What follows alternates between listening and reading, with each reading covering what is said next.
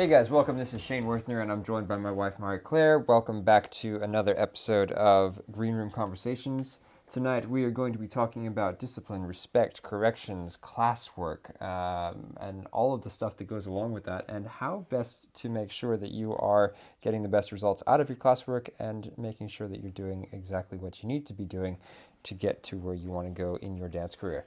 So, Marie Claire, welcome. Hi. How you doing? Thanks. Yeah, good. Good. It's good to be here again, having another green room conversation. It's funny about green rooms. I don't think I've ever been in a green room.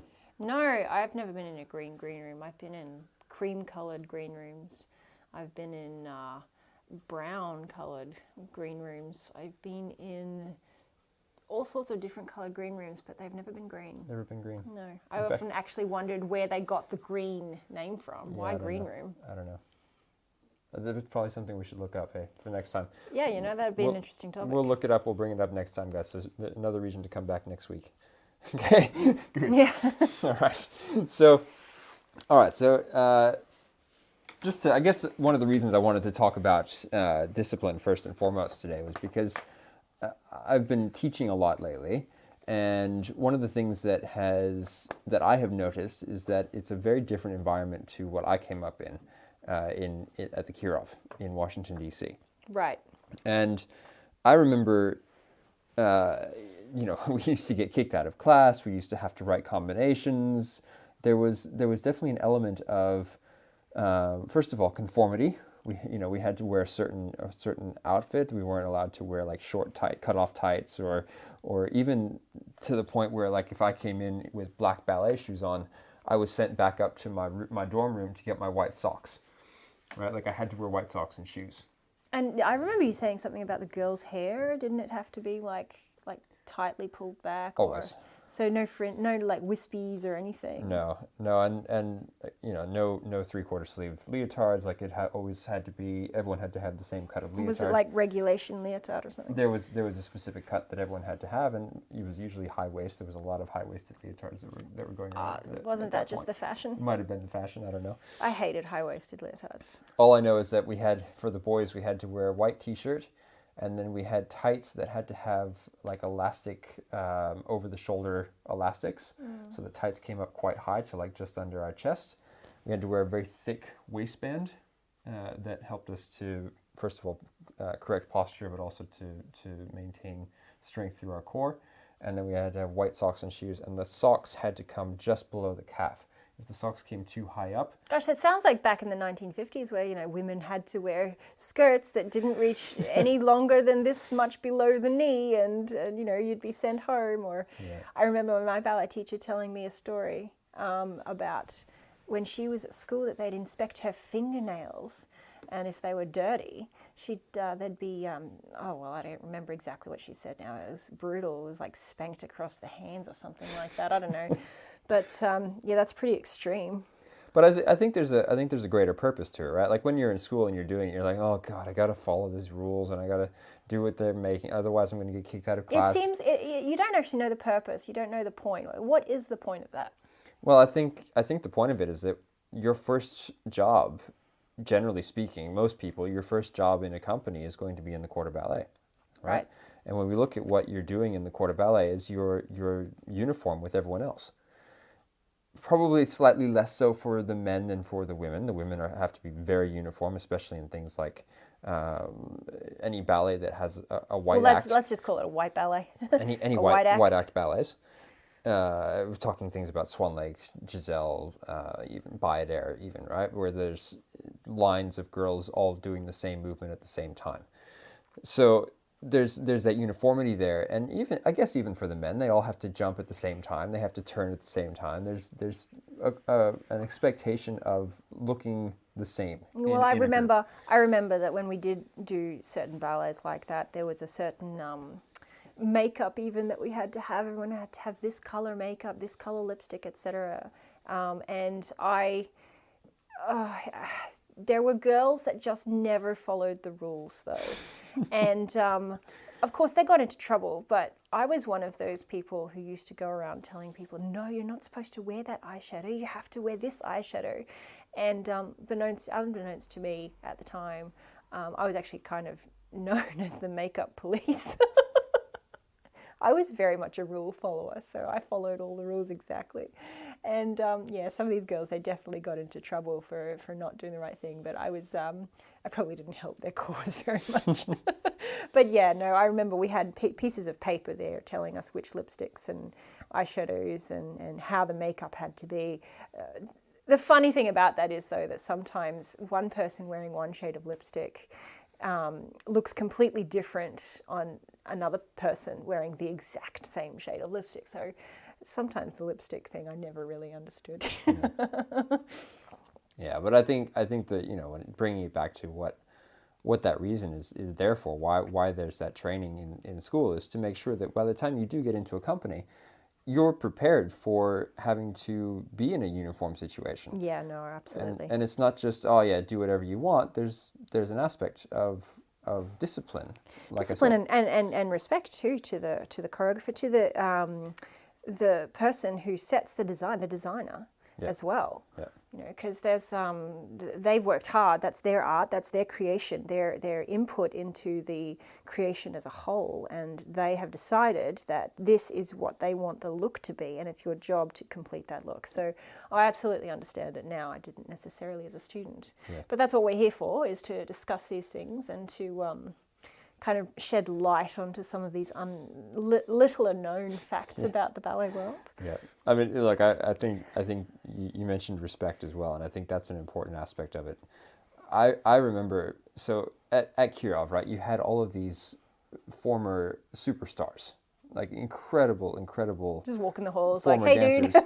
Well, no, but they were the teachers, right? Like Yes. they had these incredible careers in Russia, most of them that spanned multiple decades, and some of them had even been teachers to people like Rudolf Nureyev and Margot Fontaine. We had one teacher, Nikolai Morozov, who was the only teacher that Nureyev and Fontaine would work with when they went down to Panama. And so you had all of these incredible individuals who had such a wealth of knowledge. Some of them were probably even taught directly by Vaganova herself, or had interaction with her and were taught by someone who was directly taught by Vaganova herself, right? So we're talking people who, many of them are no longer alive. That's like now. legends upon legends, But there. Like legendary information was being passed on to us Right. in these classrooms. And there was a protocol that it wasn't really told to you when you showed up at the school, but you picked it up very quickly. Yeah. Which was, if a teacher was walking down the hall and you were sitting down stretching or doing whatever you were doing, preparing for class, you had to stand up and bow to that teacher. Yeah. And the reason for that was not just like, I have to bow to the teacher, but it was a sign of respect for all of the experience and the knowledge and the processes and the greatness that they had experienced in their careers and in their life, right? And so that was very important. And what would happen oftentimes is that you would get new students, and it happened to me, that didn't know the protocols and they wouldn't stand up and bow. And simply from a lack of knowing that's what you did. Yeah, just not knowing. Or sometimes you just weren't even aware that the teacher was walking by. And they would stop you and they would yell at you and they would say, "Stand up. Who do you think you are? What do you think you're a star that you don't have to bow to me? What is this attitude that you have that you think you're so great and wonderful and amazing?" And from then on, you understood that it was a sign of respect to their experience for you to acknowledge them when they came down the hallway, right? And it's very old worldly. It is, but I think that lends very well to the hierarchy of dance, because the ballet world, as much as we are no longer in an old world society, the ballet world still very much has that hierarchical structure of apprentice master design. All right, so here's a question: do you actually think that students all over the world should bow to their teachers? I think they still do. I think that maybe not in smaller ballet schools where the teachers maybe don't have that prestige or have had that experience, or maybe even didn't go to schools where they experienced that themselves. But I would imagine in schools like the Vaganova Academy in Russia, or the Bolshoi, or probably even in some of the schools in Europe, there still is that reverence to the teacher, and we still do it at the beginning and the end of most ballet classes in professional schools. Reverence.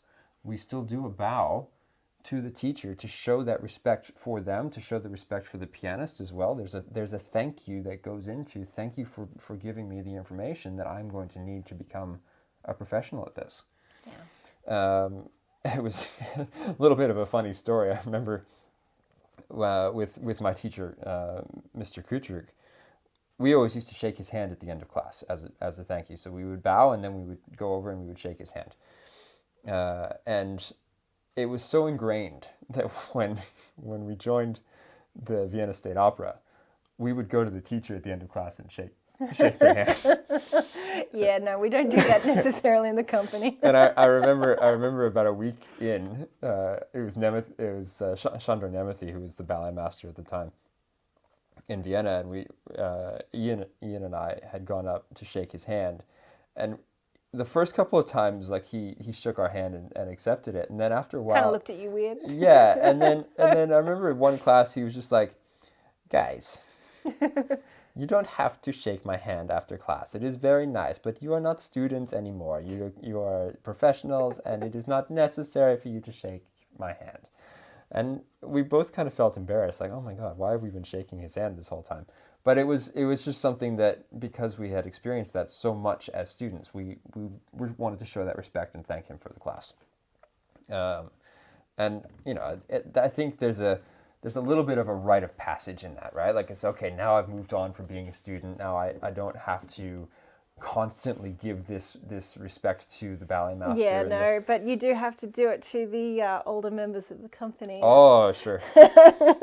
That the respect angle kind of changes there, doesn't it? Yeah, and I think there's an interesting rite of passage there too, because I remember when I first got into the company in Vienna, and I would stand on the side because that was where the free spaces appeared to be, and I think we got into the Volksopera at one point, and so that's the other opera house that the Vienna State Opera worked out of. And I remember getting into the Volksopera and standing in front of the mirror, probably for Tchaikovsky impressions, right? It was like one of the early productions in my first year in the company, and seeing myself and being like, "Oh, I've gone backwards. I don't look so good." Like, because I had been wearing sweatpants in class, I wasn't seeing myself in the mirror you do every as day. the professionals do, right? Right. You kind of try to meld into that. Well, they lose that discipline of uniform and hair up and all of that stuff because they're professionals, and class and rehearsal take on a different meaning when you're a professional to when you're a student.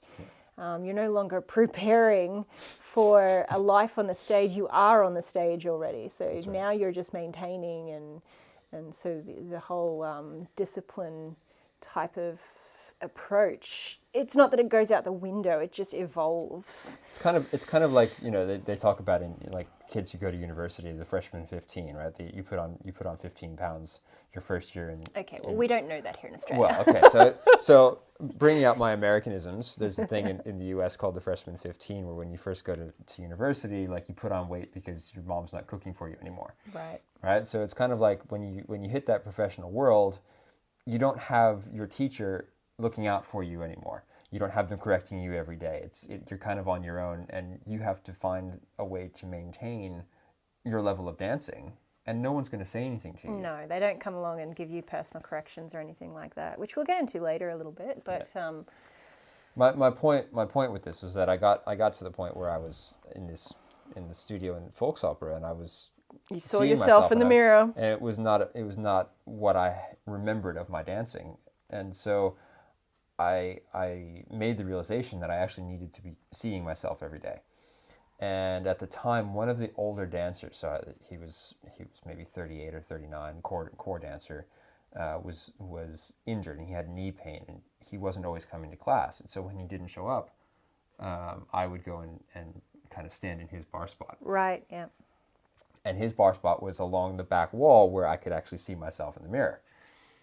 And so I So remember sideways to the mirror again. sideways to the mirror, I could see myself. Yes, the beloved sideways. Nothing. You can't escape anything sideways to the mirror. And it was perfect. Like I was starting to improve again, and you know that discipline. Even though I still wore my sweatpants and I still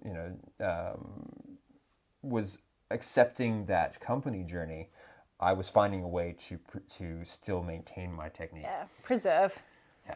Yeah. And so there's kind of a balance of you don't want to step on toes, but you kind of have to step on toes a little bit. Like you have to obviously do it intelligently. And when you do step on the wrong toes, they'll let you know. They'll let you know. You will. Yeah, that's true. You'll feel it, right? So, back to respect. I think it's important to show that respect when you're in the school. I think it's also important to show the respect in a company, but it changes. The respect changes. It becomes more of a mutual respect as opposed to a consistent reverence for the greatness of the teacher that you're working with. Right. Yeah. So would you expect the students that you teach, would you expect them to reverence you if you walk past them in the hall? Well, I think you kind of have to adapt to the culture. I eat lunch with some of them. Yeah, I do too.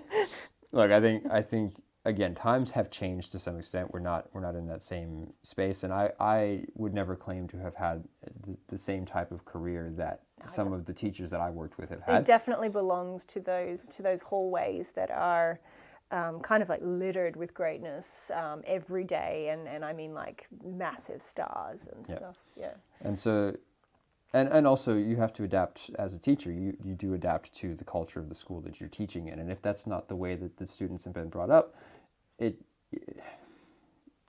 don't need to impose an ideology where this was more like an example of a type of discipline and respect that you'd grown up with. Exactly. And I think it's also important to note that respect can be shown many, many ways. Listening to the teacher, also respecting the choreography of the combinations too, respecting that they want you to do it a certain way, understanding, like I have this conversation quite often with the students that I teach, is that I understand that there are many different ways to put a combination together, many different port de bras, different ways to get to certain arm positions.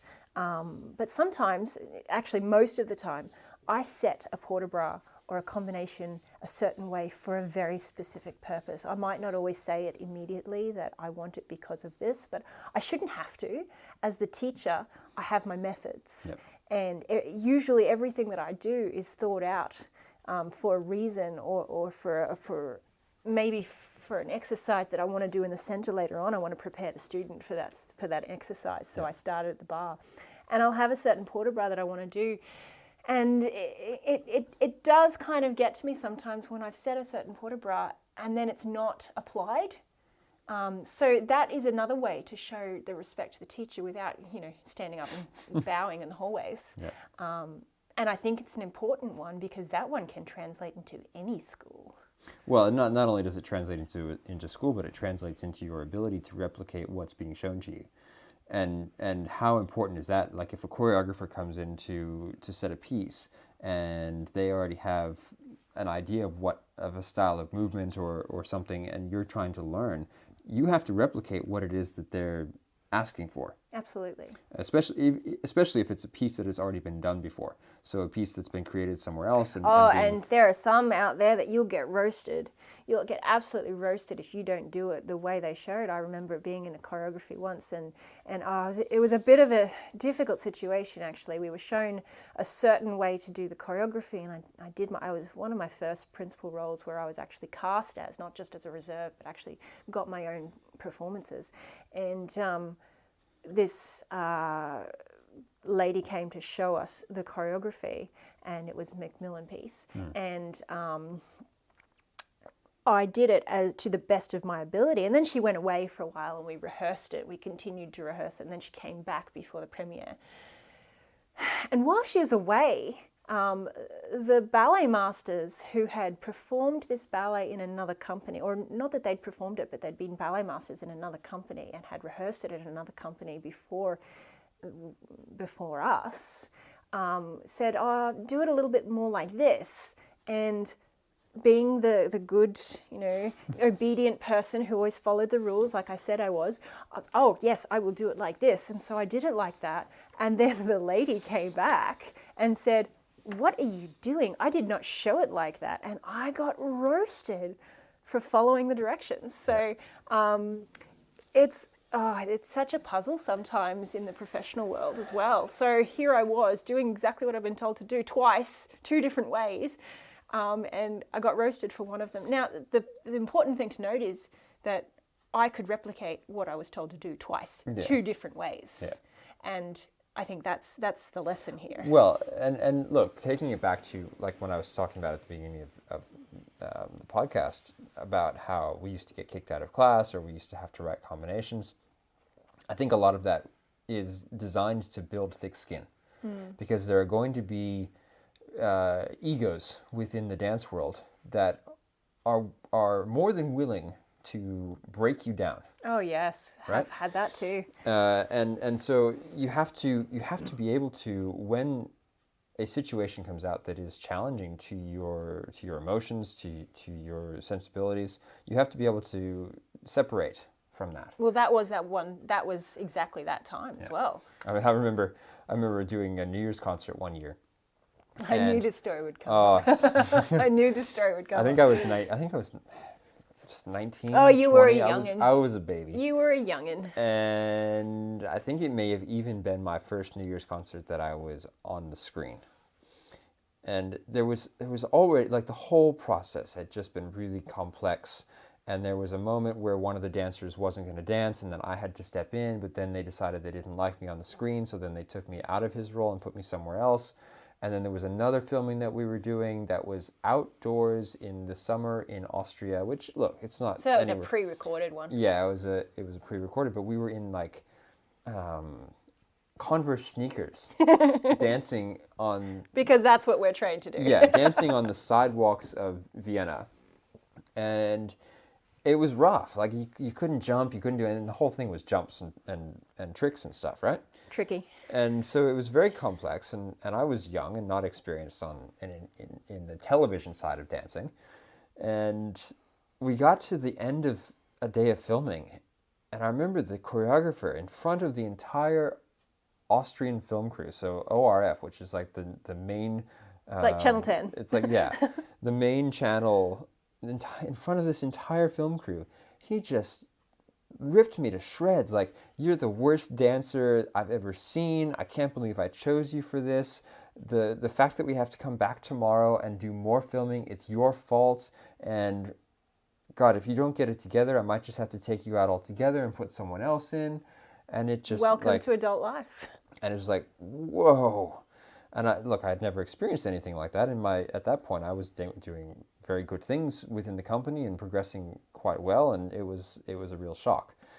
So when your teacher tells you to do something and you feel a little bit taken aback by, maybe they get a little bit angry with you or upset with the fact that you weren't listening, understand that there's a reason for that. It's not that they don't like you. It's not that they think that you're a terrible dancer. Usually it's because they understand that your ability is beyond what you're aware of, and they want to draw it out of you. Yeah, that's true. Because, and this is something that my teacher used to say all the time, when you're young, you can do everything, but you don't really know anything yet. Like, you have all of the ability, but you haven't figured it out, how to put it all together. And then when you're at that point where you're about to retire and your body's falling apart, you understand everything, and you're starting to really understand how to put everything together and to create character and to put feeling into it and to really grab the audience, but your body is failing and you can't do it anymore. So you're saying when you're young, you can do everything, but you know nothing. And when you're old, you know everything, but you can't do anything. That's right. That's how I feel every day. That's exactly. And it becomes very frustrating, especially for teachers, I think, and those definitely who have had a long career, to go into the studio and to see the potential in the students and not know how to pull it out. Yeah, or not know how to pull it out. Sometimes students need individual attention. So every student, and this is something I've come to realize, is every student is very unique. And you can give the generic corrections, pull up your knees, point your toes, but they're the ones that everyone should be doing anyway, and it's more of a casual reminder. But otherwise, as far as technique goes, it's got to get personal. And the more personal you can get, the more that student or the students will flourish. Yeah. And so, as far as being in the studio is concerned, you really need to... Sometimes the correction you need for one person is not the same as you need for the person standing next to them. Yeah. And even though they need maybe the same attention, like it's the same step or the same movement that is lacking, the same words aren't going to touch them the same way. They're not going to speak to them the same way. And so I've found I have given the same correction 5 different ways just to get through to 5 different students. Well, I think that's also the responsibility of a teacher, is to be able to communicate in different ways for different people, because no one is the same. No. We all have different ways that we learn. We all have different ways that we understand what's being told to us. And some people are visual, some people are kinesthetic, some people are auditory, some people are auditory digital. Going a little bit into... You're going to have to explain a little bit what NLP. That means. So when you're kinesthetic, it means that you're very movement-based. You need to feel things. You need to have a physical understanding of something. When you're visual, it means you need to see it and be shown exactly what it is that you should be doing. When you're auditory, it means that you need to have it verbally explained. And when you're auditory digital, you need to know details, like specific details about exactly what it is that should be done in a very descriptive manner. Well, I know that you and I are different when it comes to that. We both learn different ways. I'm very visual, whereas you are very... Auditory digital. Auditory digital. Yeah. So let's say we're both learning the same choreography. I need to see it performed in front of me. I need to watch in detail the pattern of the steps on the ground. I need to watch the pattern of the arms moving to learn the shapes that I'm going through and the shapes that I'm looking at. What do you need to learn being auditory digital? Well, I find that my learning actually comes a lot with the music. So I will connect the steps to the musicality. And as I learn the musicality, as I'm listening to the music, I can create the movement in relation to the music. And if I don't have that music when I'm learning, I actually struggle to recall. Oh, really? Yeah.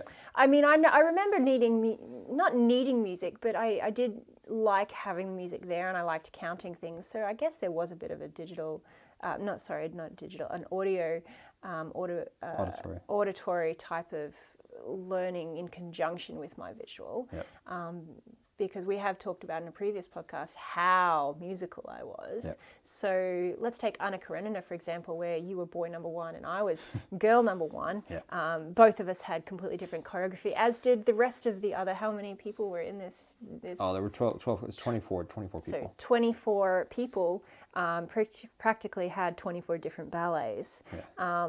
And so it was very, very complicated, very precise choreography. It was probably one of the hardest ballets to put together for 24 different quarter ballet people and 3 soloists that I've ever come across in my life. Yep. And I remember we just would count everything in the studio. So that's definitely one example of where my visual connected with the auditory very well. I don't know about you, but for me, I needed to count everything all the time. Not because I needed to, but because I liked it. I enjoyed it. I didn't necessarily use numbers for counting. Mine was much more... You're like bum, bum, bum. Yeah. Oh, no, I didn't. I counted everything, in German, let alone. Yeah. And I also found the teachers that would teach class that way, that had a little bit more of a sing-song to the way that they would teach. Like when they would give a combination that way, I would find that it was much easier for me to recall the combination in class than if it was like and tendu and tendu and tendu and tendu and fifth and tendu. Like by the time I got to the end of that, I had no idea what was going on. Oh, really? Yeah, I was much Oh no! See, more... I could do the tendu one as long as I saw it. Yeah. But I could also do the da da da da da da da da. So I could do both. Yeah. I didn't actually have to see the combination if they were giving it very, very rhythmically, like very musically. If they had Like you could pick it up from like peripheral vision. I type didn't. stuff. Yeah, I didn't have to see it. I knew exactly what they were doing. And one. That's a little bit telepathic there, Shane. Yeah, it was cool. You're creepy. Yeah. You're a creepy man. Yeah, and I was creepy, man. But that's another. Who's story. creepy man? Nutcracker, Heron goes a Nutcracker. They changed out the Mouse King for a computer program. Creepy man. That was yeah. That's probably a Christmas time podcast. Yeah, we'll talk about our Nutcrackers at Christmas Oh, time. that's right. At Christmas time, make sure you tune in. We'll talk about all the Nutcrackers we've done, and there have been a lot. Yeah. So that'll be a special Christmas podcast for sure. Yeah. So, what I think is, bring it back to corrections for a second, because we are kind of derailing a little. They need to be personalized, and they need to be given specifically the way that a student needs to hear them or see them or feel them. However, they are not a personal criticism. Right. And so as much as we might say, call out one person and be like, show us this step, and then tell them, or you're not doing fifth here, you're not doing this right, or do this more, or, I'm not trying, when I give a correction, I'm not trying to tell that dancer that they are a bad dancer. In fact, a correction actually is me showing interest in you. Yeah.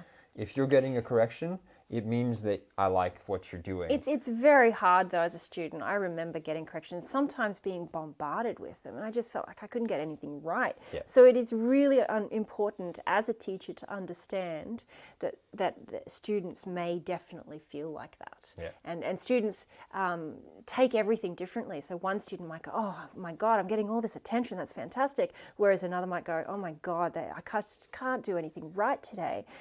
Everything's wrong. I'm just bad. Yeah. And so it really is important to underline I'm going to underline how important it is that the student realize it is not a personal attack. Yeah. Well, I think also what we have to remember as students is that we are going through a process of learning a new skill. And when you're going through a process of learning a new skill, you have 4 levels of what we call competency. And the first step is unconscious incompetence, meaning you're not aware of what you don't know and what you're incapable of doing. Most students that you and I work with are far beyond the unconscious incompetence stage. That would be like a little 2-year-old who's going to their first ballet class and has no idea what's going on. Even a 6-year-old. Yeah. The next step up from that is going to be conscious incompetence. So you're aware kind of what it should be and what you should be doing, but you don't have the ability. Like say, we know that we should be aiming for our développés to get up higher past 110 degrees, but we know that our strength is lacking, so we know that we're unable to do that just yet. Exactly. The next step from there is conscious competence. So it takes thought and it takes effort mentally, but you are getting there. You're starting to figure it out. You're learning the movements. You're able to do it, but it still takes awareness around doing it. So it's not quite what you would call muscle memory yet. Right. It's not ingrained in the body. The body doesn't just naturally go to the position without having to... So it takes effort. To create a lot of thought around it, right? And then the last step is unconscious competence. So you would be at a point like most of us are with breathing or brushing our teeth, or for those who have been driving for a long time, driving a car, where you can get into like a state of flow and the body just does it automatically. It's like it takes over, right? It's like your body just takes over. You're not thinking about it, and you just are able to do exactly what it is you need to do. So you would say that would be the ballet version of muscle memory. Yeah. That the muscles just take over, they know what they're supposed to do. And really, that's the level you kind of want to be at for most of your technique by the time you're going for company, because you want to be able to then develop and concentrate on your artistry, which is going to bring you further in your career as well. Yeah. And I think what is important is that with each of those 4 levels, you can have it for one thing, but maybe not for something else. Mm-hmm. Right? Like what you just said, by the time you finish your training, you want to have that being at the very least very close to that unconscious competence by the time you're going into a professional career with your technique. But I would guess for most dancers entering into a company, they are nowhere near unconscious competence with their artistry.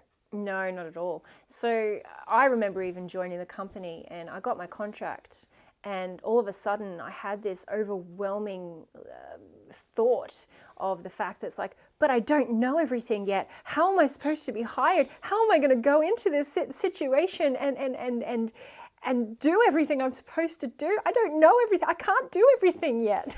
And I remember thinking that, and I got myself into some type of panic, and I had to calm myself down and say, like, I don't have to know everything yet. I don't have to be able to do everything yet. I've still got time to figure that out. Yeah. I just had to have a level of competency for what was going to be asked of me. Right. I didn't need to be able to do, 32 fouettes yet, because I wasn't about to go on stage and perform Odette Odile. Right. Whether I could or not was irrelevant, but the point is I didn't need to be able to do it. Right.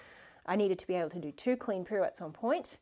I needed to be able to stand in a line. I needed to be able to not wobble when I was asked to do an adage. I needed to be able to follow choreography, follow counts. Yeah. I needed to be able to do my makeup, to do my hair, show up on time. Yeah. Remember I had a performance. Those types of things. And then, of course, take care of myself and make sure I came to class and did what I needed to do. And everything else I learned as I went along. And I think that's, I wouldn't say that that's a bare minimum, but, that's where you want to be. You learn a lot once you're in a company that and fast too. Yeah, and you can't teach that stuff in a school. You can't. It's an experiential learning process that you're not going to get in a school. The school is there to give you the foundation so that when you go into a company, your learning actually starts. How ironic. It's like you learn everything and then you go back to the beginning. You learn and you know nothing.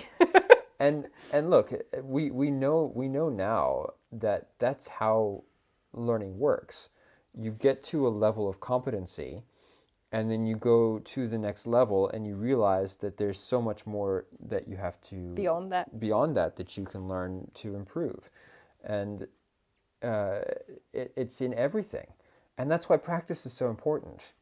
Right, yeah. So I remember talking to you about this the other day. I think that practice, what you learn in the studio, in your class times, is at the very basic, it's learning. I am learning to put these steps together. I'm learning what this step means. I'm learning the name of this step. I'm learning how to execute that step. But you need to move past a learning experience into a practice experience. And that practice experience unless you are in the studio 5 days a week, 2 or 3 hours a day doing that genre or that particular class or that particular motion, you're not practicing, you're learning. And practice is actually what's going to make you better. So you could be doing 30 hours a week of different types of genres and different types of classes and this class and that class and whatever class. But unless you're going home and then putting extra time on top of that to perfect the movements, your progress will be slow. It won't be non-existent because you're still doing it to a certain extent. So, there's still going to be an element of improvement.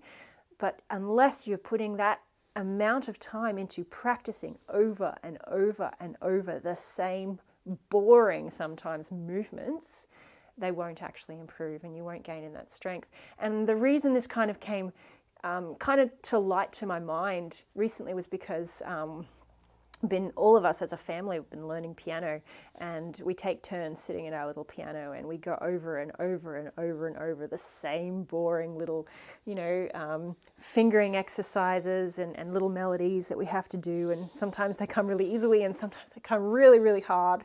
And, the three of us, because Gillian's, not even 2 yet, so he doesn't participate, but our 6-year-old and us, we sit there and we just continue and practice and practice and practice and practice. And sometimes it's really frustrating and sometimes it's really boring. But then finally, when we get to then read the notes and make a little melody and make a song, it's like, and that's why I've been practicing this little passage over and over again, because now I can put it into this song. And now I'm making music. And so those hours of practice that are boring and it's the same movement over and over again, they're the ones that are actually making you better. Well, greatness comes from monotony. And you have to find passion in the monotony as well. And those boring pliés, the very first exercise, that is the basis of absolutely everything you're going to do in ballet, is that plié and that tendu. In fact, the first 5 exercises on the bar is pretty much every step you can do in ballet. And so you need to perfect those movements and then learn how to do them in very, very different combinations. It's like, I don't know if you've ever heard this saying, the man who moves mountains starts with 1 stone, right? But if he started with 1 stone and then maybe only moved 2 more stones, the mountain's not getting moved. No. All he's moved is 3 stones. Unless they're really big stones. Really big. Well, maybe if he's a really big man. But the point of that saying is that you can imagine how many stones a mountain might be made up of. It's going to take many, many moves in order to move that mountain. Right, and if you're tackling something as complex as learning to become a ballet dancer, then you need to put in that effort on a daily basis. Now, allow me to be controversial here, because this is something that I have seen quite consistently in the training methods outside of what I experienced, and there's so much focus put on, we have to do point, and we have to do repertoire, and we have to do partnering, and we have to do this class and something else, and then also contemporary and jazz and all these different classes. And it's almost like we're treating children like professionals. And they're being put into a situation where it's almost like they're running a company-style day before they've had the ability to solidify the foundations that they need. And what I remember from my training, and I don't know what yours was like, but what I remember from my training is that I had one teacher, and I had that same teacher 6 days a week, 4.5 to 5 hours a day. And the only time that we had another teacher was for character. Or in the case of illness? Or was he never ill? In the case that he was sick, we would go into one of the other classes, for example. So occasionally, like I remember him being sick once, and we would go into Nikolai Morozov's class, or we would go into, and it was usually with the girls.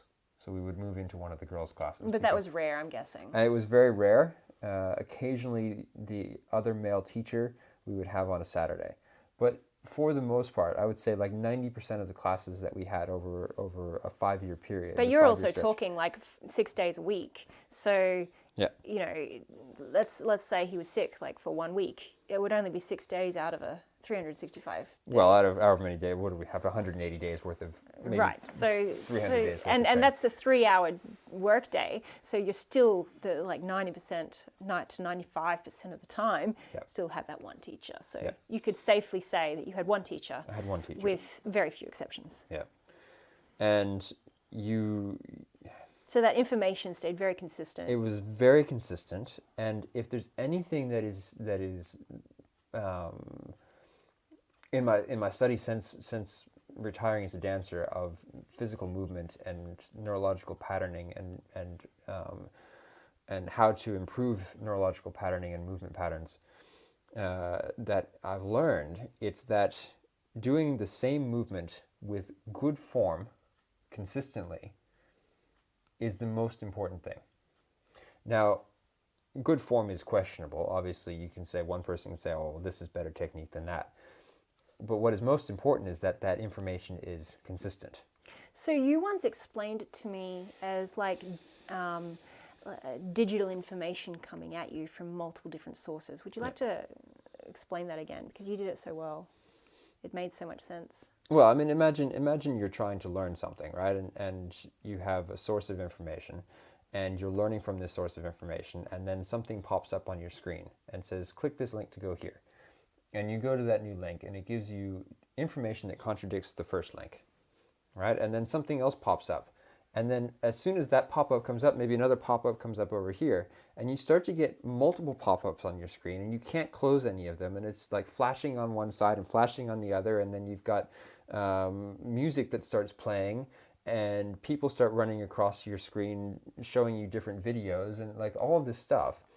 For the child who is learning something brand new, multiple input sources just complicate the information. Yeah, I used to, when you explain that, I used to have this vision of having a TV on and then a computer in front of me and then music playing and someone talking to me and the telephone ringing and then trying to learn something, all while all of these media devices were screaming at me, and there was no way you could listen to all of that information. That's right.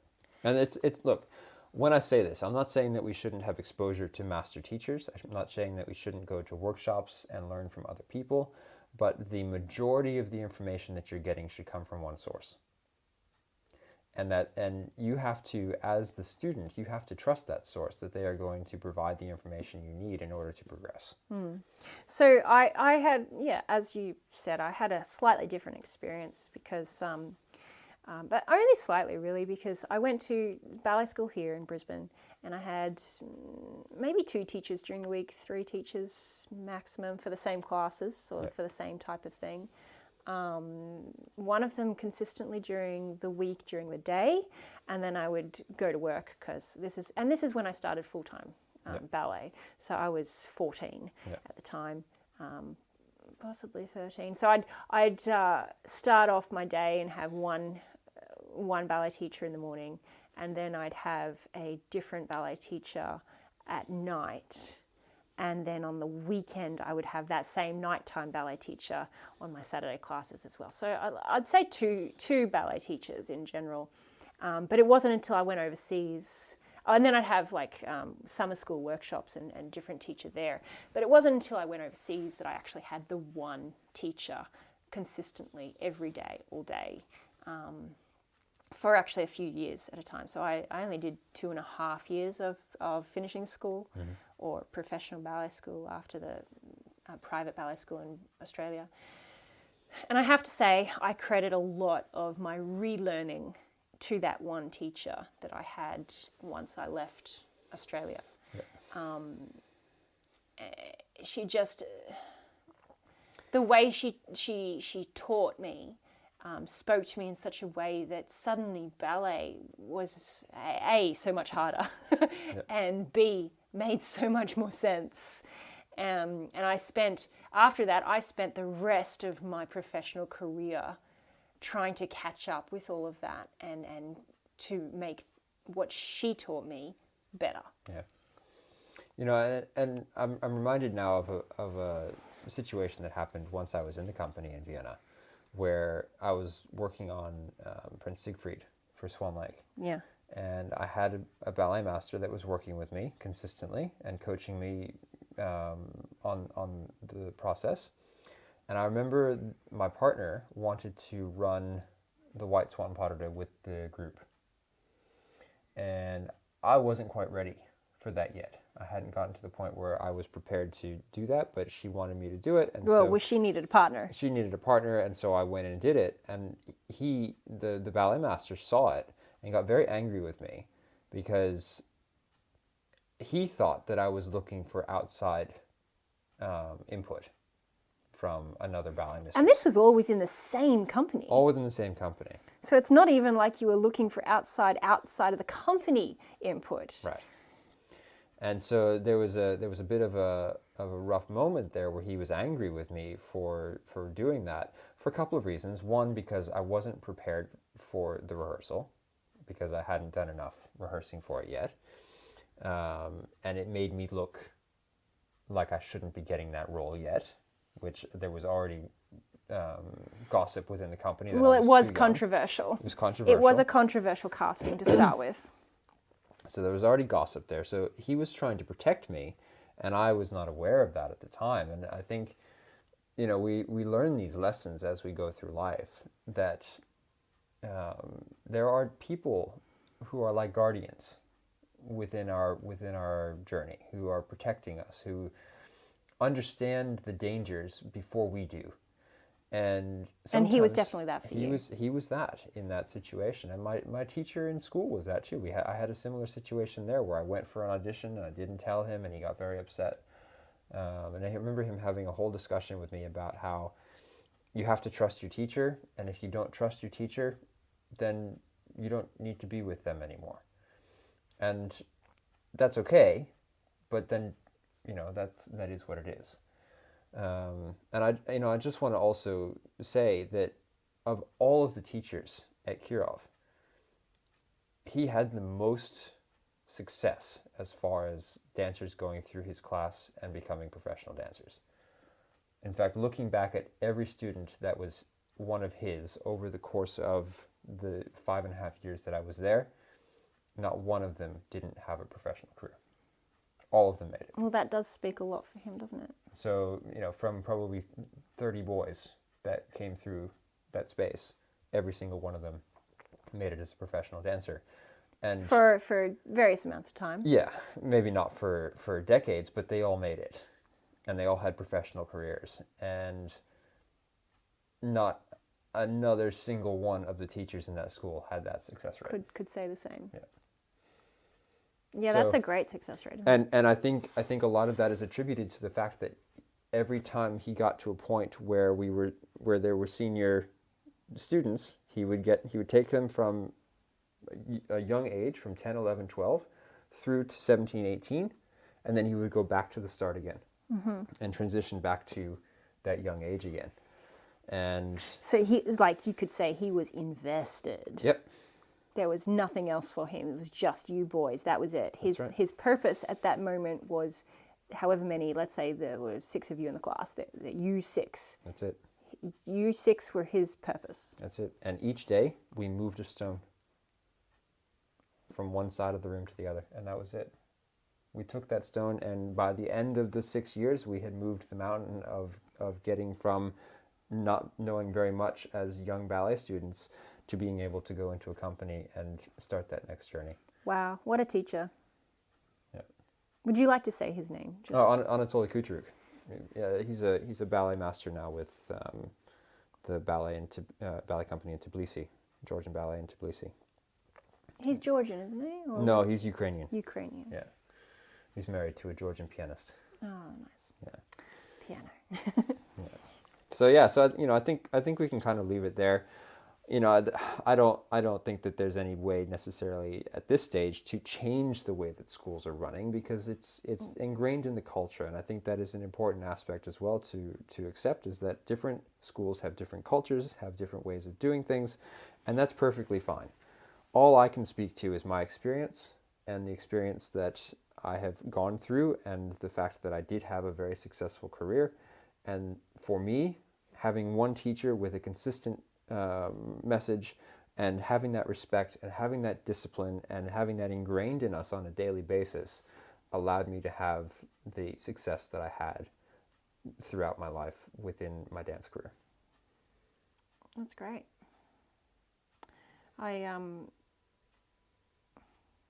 Sometimes you leave me without words, Shane. I don't know what to say to that. Look, all of that being said, look, I hope I get to make that type of impact on someone one day. Yeah. I think that's really what the passion becomes when you're no longer able to dance. The passion becomes being able to guide young dancers through that process, and to be able to have that level of consistency to take them from a very basic foundation to proficiency. It takes time too, and it's like chiseling away at a piece of wood. Yeah. And you can't just, a masterpiece takes time, and the student is the teacher's masterpiece. Yes. And you send them out into the world for them to make their own masterpiece. That's right. And it's really important to. And they continue that legacy. That's right, and then it's like full circle, and it's just the circle of life. But it's really important to know. I often, for myself, think that when I'm teaching I have a really important role, and I take a lot of responsibility for that. I mean, you've seen me come home, not in tears, but like, if I didn't feel like I reached the students that I teach that day, it's often kind of bummed me out a little bit. It's like, oh, I can do so much better, and I didn't today. And so I think that level of responsibility for the students is important. Yeah. If we didn't show up well enough, though, often we'd be told, "Go home. I don't want to see you anymore, boys. Go home. I've had enough. Go home." Go home, Shane. Yeah. Go home, Shane. Go and sleep. Can you imagine if teachers, like the students came up to us and says, "Go home, Shane." Okay, I will. let me leave it with this, because I've found it funny since becoming a teacher. Everyone calls me Mr. Shane now, right? And when I was in school, I was called Mr. Shane by my teacher. Like, I don't know why he did it, but I was Mr. Shane. You look terrible today. What are you doing? Right? And so now every time someone calls me Mr. Shane, it's like, oh my God, I'm back in Couture's class. It takes me back 20 years. Like I said, the circle of life. Yeah. Okay, Mr. Shane. All right. Well, look, we'll leave it there for tonight. I think it's been fun talking about and reminiscing about the all sorts of things, the days of old, and the experiences that we've had. And I hope that you guys have enjoyed it. In order to help us grow this show, guys, and to help us get the word out, please share the show. All you have to do is click on that little link down at the bottom of your podcast. Share it to your stories on Instagram, on Tell TikTok, everyone how on funny Facebook. we are. Let everyone know how much you're enjoying the stories, and if they've helped you, if they've made you laugh, if they've made you cry, if they've made you smile, or you've gotten something out of it. Please share the show, subscribe, leave a comment. We would love to hear what you guys think. So have an awesome day, night, wherever you are, and we'll see you next week. Good night, Mr. Shane. Good night.